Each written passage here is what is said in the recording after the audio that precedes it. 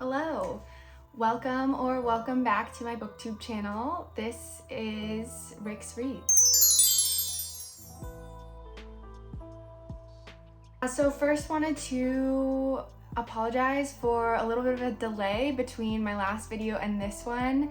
As I mentioned in my last video, I was home with my parents at their bed and breakfast, and my parents have a 7-month-old Australian Shepherd puppy right now who is super cute. However, I wasn't paying enough attention to her one night and she decided to eat my laptop charger while I was up there, so made it a little bit hard to record and upload a video. However, can't blame her, she's just a puppy and it was totally my fault for not paying enough attention to her. But we're back, I got a new charger, and so I'm gonna be filming a video today where I talk about books that you can give to people in your life as gifts. I know we're getting close to the holiday season and sometimes it can be tricky to find gifts to give people in your life. I know last year I gifted books to a ton of people in my life, and so I'm just gonna talk through the list of, I think, every book that I gave last year around the holidays, in hopes that maybe it inspires you to buy some books for people in your life around the holidays if you're struggling to find gifts for people, or if some of these books sound interesting to you, because to be honest, if I haven't read these books, some of them I have read and enjoyed, and then some of them, if I haven't read, then they are on my TBR list. So I think this is a good list of books that are interesting either to read yourself or to give to people around the holidays. And we're covering like a couple of different genres, so I think it'll be fun. So with the intro over, I guess let's start with this list. Most of the books that I'm going to talk about today, I don't actually have them physically with me because I gave them to other people. However, the one that I do have is a book that I got from my husband last year, and this is for, I would say, any person in your life who's a big history buff. Specifically, I feel like every man between the ages of like 25 to 95, I feel, goes through like a World War II phase in their lives. Like they're just really interested in it. They're watching the History Channel on like World War II documentaries and things like that. It's like a common thing for a lot of the men in my life, I feel, at one point. So anyway, not specific to my husband, he's not in that phase right now, but he does have an interest in history more generally. And I was recommended by a lot of people this book, The Splendid and the Vile by Erik Larson. This book follows, like, it's a deep dive looking at Winston Churchill leading up to and during World War II. So if you are interested in history, or anyone in your life is interested in history, I've heard that this is a really great read. It gives you some interesting tidbits of kind of behind the scenes of what was going on with Churchill at this time. Also, if you're kind of so-so on history, but you love some juicy drama and gossip, like this, Churchill was like he was kind of nuts and like an alcoholic, and it like talks about his wife and like some of that drama. So if you're into like drama, like behind the scenes, gossipy type stuff too, I feel like this appeals to that. Like you get a look behind the scenes of like what you typically would read in just a normal history book. So I've heard that this is a really excellent read, whether or not you're a history lover, but I think this makes a really good gift for someone who is a history lover. And my husband finished this book and he said that he really enjoyed it. So I've known a couple people who have really liked this book. It is on my TBR, so I have not read this yet, but I do plan to read it at some point because I've heard nothing but good things about it. The next gifted book that I will talk about, again, don't have this with me, so I'm gonna try to populate try to figure out how to do some book covers on the screen somewhere to help you all out as you're watching this, to give you a visual. But I gifted my sister the first 2 books of Sarah J. Maas's A Court of Thorns and Roses. So A Court of Thorns and Roses and A Court of Mist and Fury. I'm sure if you're on BookTube, you've heard of this series. It is extremely popular. It is a romantasy novel that it follows the life of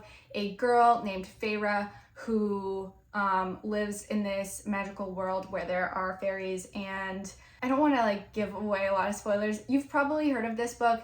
This book is great for, I would say, like a girly in your life who is maybe not as into reading, looking to get hooked on a series, get back into reading, fall in love with reading again. This series it's addicting. There's a reason that it's so popular, and I know a lot of people hate on it for various reasons. I think that there were some like plot issues in it where I was like, it's a little like cringy and cheesy, but like, man, I ate this series up like the rest of the world.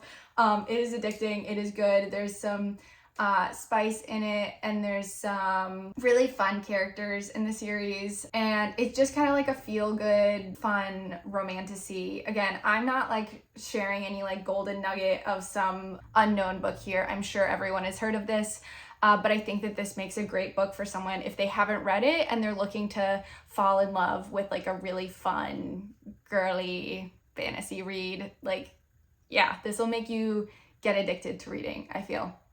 So anyway, I got the first 2 books in this series for my sister, and she loved them, purchased the rest of the series for herself. The next book that I will talk about is a book that I got for my mom. This is another one that I have read. I got her the Sinead O'Connor's memoir called Rememberings. This is one of my favorite memoirs that I have ever read. I think I've read a couple of memoirs by artists who are songwriters, so like singers who are also songwriters. And there's definitely a transferable skill of if you can write song lyrics, you can also write a pretty good book, in my opinion. So I think that generally when I've read books by individuals who write songs, like I think there's something very poetic about the way that they write. And also she just had a really interesting life. Also, my mom is, both of her parents were born and raised in Ireland, and Sinead O'Connor is Irish. So I think that was like another connection. I think my mom really enjoys kind of reading about Ireland. She likes learning a bit more about like her like family from Ireland and like Irish history and things like that. So although that wasn't the focus of this book, that was another reason that I wanted to give it to my mom. She loved it. I've now given it, like, I know I think my sister's read it now too. Some of my aunts have read it as well. So I think everyone who I know who has read this book really loves it. And like I said, it's one of my favorite celebrity memoirs. I just think it's really beautiful. I like the way that she thinks. I like the way that she talks about things. And there's some really interesting stories mixed up into that. I like the way that she talks about fame, her relationship with fame. She was never really interested in fame, but kind of what happened to her, her mental health struggles. It's just a really great book. She was an incredible person, and it inspired me to learn more about her. I started listening to more of her music. So yeah, she's a really cool person, and that is a great book. So if you're into celebrity memoirs or know someone who is, I think that makes a great gift or a great book for yourself. For my brother, I got the book Trust by Hernan Diaz.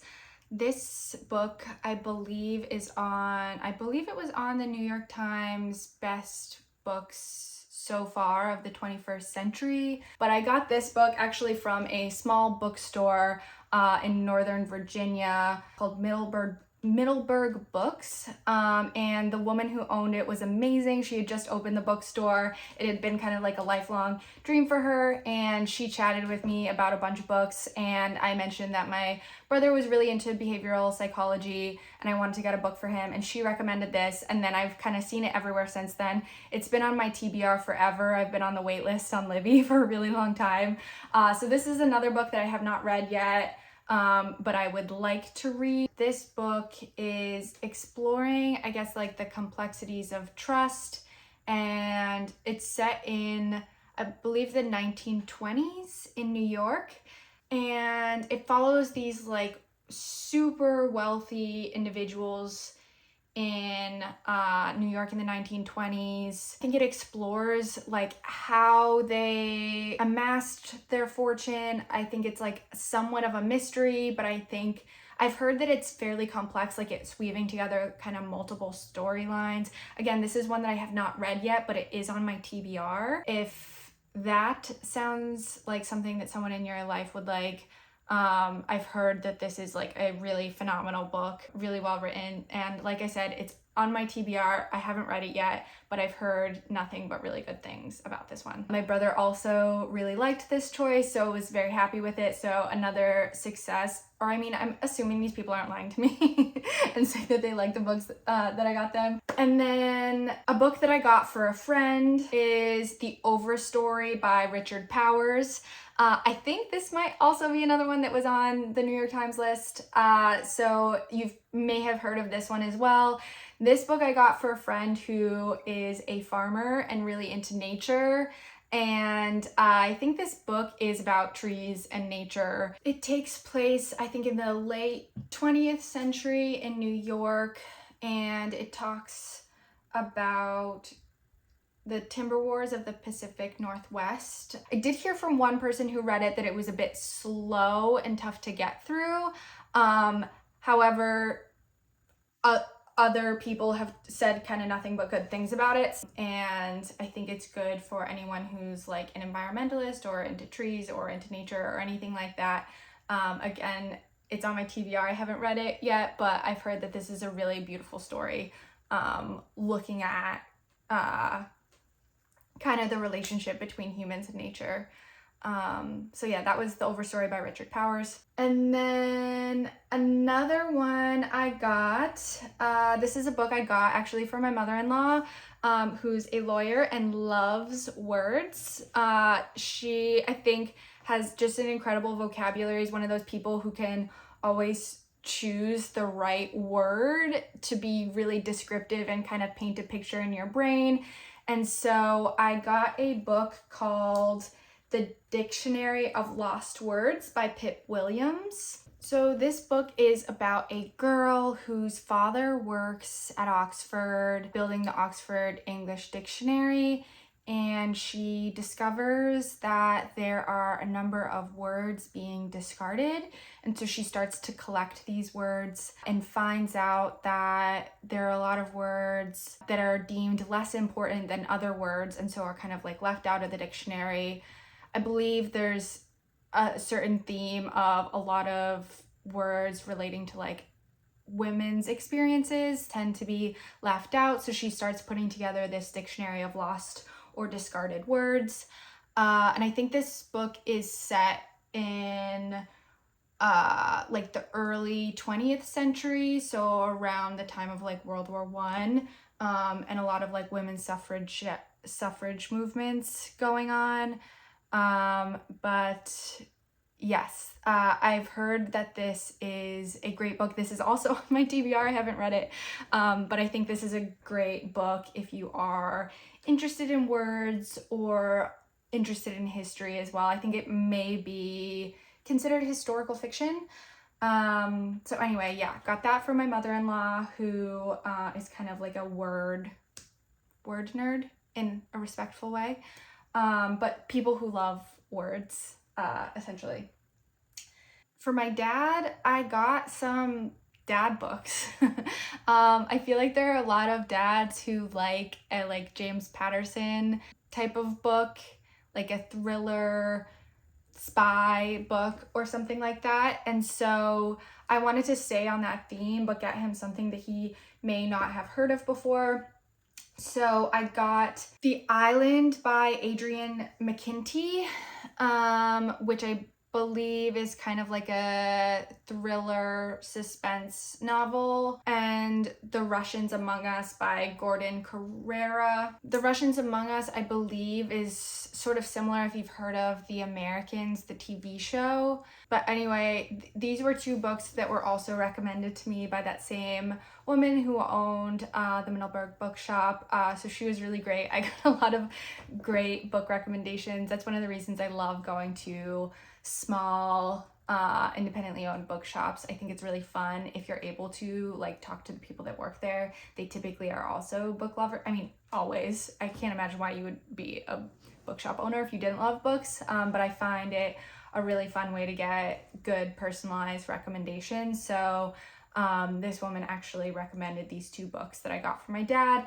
who I thought it was like they were great recommendations on exactly the type of books that he would typically pick out for himself, but a little bit different, introducing him to different authors similar to the ones that he already likes.